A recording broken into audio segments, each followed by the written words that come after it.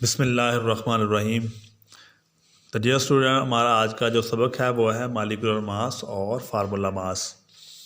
पहले हमने molecular mass और मालिकुलर फार्मूला और एम्पिरिकल फार्मूला के बारे में पढ़ा था। आज हम पढ़ते हैं मालिकुलर मास और फार्मूला मास क्या होता है। तो मालिकुलर मास के बारे में पढ़ते हैं। मालिकुलर मास क्या है? मालिकुलर मास एक मालिक्यूल में मौजूद तमाम एटमों के एटॉमिक मासेस का मजमुआ इसका मालिकुलर मास कहलाता है।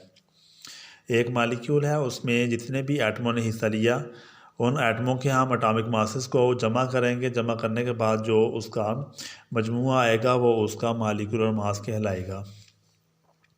दोबारा फिर पढ़ लेते हैं हम। मालिकुलर मास क्या होता है? एक मालिक्यूल में मौजूद तमाम एटमों के एटॉमिक मासेस का मजमुआ इसका मालिकुलर मास कहलाता है।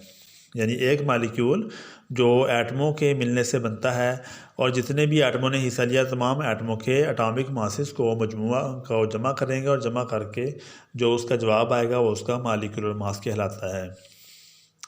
मिसाल के तौर पर पानी का मालिकुलर मास 18 AMU है, जबकि कार्बन डाइऑक्साइड का मालिकुलर मास 44 AMU है, 44 AMU है। तो ये मिसाल थी। अब हम एक और मिसाल के ज़रिए समझते हैं कि नाइट्रिक एसिड HNO3 का मालिकुलर मास मालूम करें। ये नाइट्रिक एसिड एक हमारे पास मालिक्यूल है और मालिक्यूल का हमने मालिकुलर मास मालूम करना है। दोबारा फिर नाइट्रिक एसिड HNO3 उसका फार्मूला है और नाइट्रिक एसिड का हमने मालिकुलर मास मालूम करना है।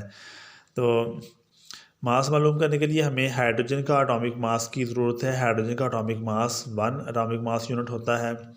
और अब हम नाइट्रोजन का देखते हैं कितना है। नाइट्रोजन का atomic mass 14 atomic mass unit है और ऑक्सीजन का atomic mass 16 atomic mass unit होता है। तो फार्मूला हमारे पास मालिकुलर फार्मूला जो है वो HNO3 है। मालिकुलर फार्मूला हमारे पास HNO3 नाइट्रिक एसिड का मालिकुलर फार्मूला मालिकुलर फार्मूला वो HNO3 है। तो इसको इसी तरह हम जमा करेंगे। मालिकुलर मास हमने मालूम करना है HNO3 का। तो मालिकुलर मास ये बराबर है हाइड्रोजन का एटॉमिक मास प्लस नाइट्रोजन का एटॉमिक मास और प्लस ऑक्सीजन का एटॉमिक मास। ऑक्सीजन में चूँकि 3 एटमों ने हिस्सा लिया है, यहाँ पर हम देख रहे हैं फार्मूला के अंदर HNO3 O3 का मतलब है 3 ऑक्सीजन के एटम्स हिस्सा लेते हैं नाइट्रिक एसिड बनाने में। तो ऑक्सीजन चूँकि 3 एटम्स हैं तो इसलिए उसका एटॉमिक मास हम 3 से मल्टीप्लाई करेंगे। ऑक्सीजन का जो एटॉमिक मास है उसको हम 3 से मल्टीप्लाई करेंगे क्योंकि 3 एटमों ने हिस्सा लिया, तो इसलिए 3 के साथ हम मल्टीप्लाई करेंगे तो फिर जो ऑक्सीजन का एटॉमिक मास है वो आएगा। ऑक्सीजन का एटॉमिक मास को हम 3 से मल्टीप्लाई करेंगे क्योंकि 3 ऑक्सीजन के एटम ने हिस्सा लिया। हाइड्रोजन का एटॉमिक मास, हाइड्रोजन भी 1 है हमारे पास, हाइड्रोजन का एटॉमिक मास लिख देंगे। नाइट्रोजन का एटॉमिक मास, नाइट्रोजन हमारे पास एक ही एटम है, एक एटम ने हिस्सा लिया तो एक ही नाइट्रोजन का एटॉमिक मास आएगा। इसी तरह ऑक्सीजन के 3 एटम्स हैं तो ऑक्सीजन का एटॉमिक मास मल्टीप्लाई 3 से हम मल्टीप्लाई करेंगे तो फिर मालिकुलर मास क्या आएगा। हाइड्रोजन का जो एटॉमिक मास है वो 1 और नाइट्रोजन का एटॉमिक मास 14 और ऑक्सीजन का एटॉमिक मास 16 है, मल्टीप्लाई बाई 3 क्योंकि 3 एटमों ने हिस्सा लिया तो मल्टीप्लाई बाई 3 आ जाएगा। तो इसका जो जवाब आता है वो 63 एटॉमिक मास यूनिट है। यानी नाइट्रिक एसिड का molecular mass 63 atomic mass unit है। नाइट्रोजन का atomic mass 63 atomic mass unit है। तो अब हम पढ़ते हैं फार्मूला मास। फार्मूला मास क्या है? एक शय के एक फार्मूला यूनिट में मौजूद तमाम एलिमेंट्स के एटॉमिक मासेस के मजमूए को फार्मूला मास कहते हैं। एक शय के एक फार्मूला यूनिट में मौजूद तमाम एलिमेंट्स के एटॉमिक मासेस के मजमूए को फार्मूला मास कहते हैं। मिसाल के तौर पर सोडियम क्लोराइड का formula mass 58 atomic mass unit है। 58 एटॉमिक मास यूनिट है सोडियम क्लोराइड। ये एक फार्मूला यूनिट की सूरत में होता है तो उसका फार्मूला मास हम मालूम करेंगे तो वो 58 एटॉमिक मास यूनिट होता है। एक मिसाल से समझते हैं। मिसाल हमारे पास है पोटाशियम सल्फेट K2SO4 का फार्मूला मास मालूम करें। पोटाशियम सल्फेट का फार्मूला मास मालूम करें।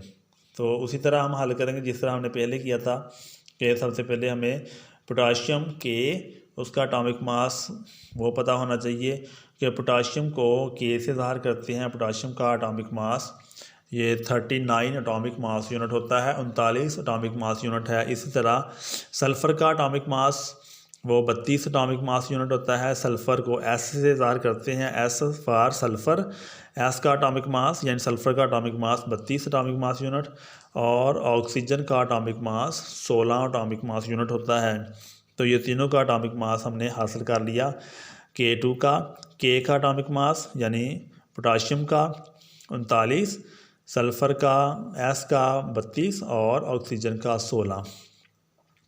तो K2SO4 का फार्मूला मास हमने मालूम करना है। K2SO4 का फार्मूला मास तो ये आएगा K का एटॉमिक मास मल्टीप्लाई बाई 2, और क्योंकि 2 एटमों ने हिस्सा लिया है पोटाशियम सल्फेट के बनाने के लिए, तो K का atomic mass multiply by 2 plus sulphur का एटॉमिक मास और प्लस ऑक्सीजन का एटॉमिक मास मल्टीप्लाई बाई 4। क्योंकि यहाँ पर हमने फार्मूला में देखा है कि 4 ऑक्सीजन हिस्सा ले रहे हैं, इसलिए हम 4 के साथ मल्टीप्लाई करेंगे। ऑक्सीजन का एटॉमिक मास मल्टीप्लाई बाई 4, 4 के साथ मल्टीप्लाई करेंगे। तो K2SO4 का फार्मूला मास बराबर आ जाएगा 39 मल्टीप्लाई बाई 2 प्लस 32 प्लस 16 ज़रब 4।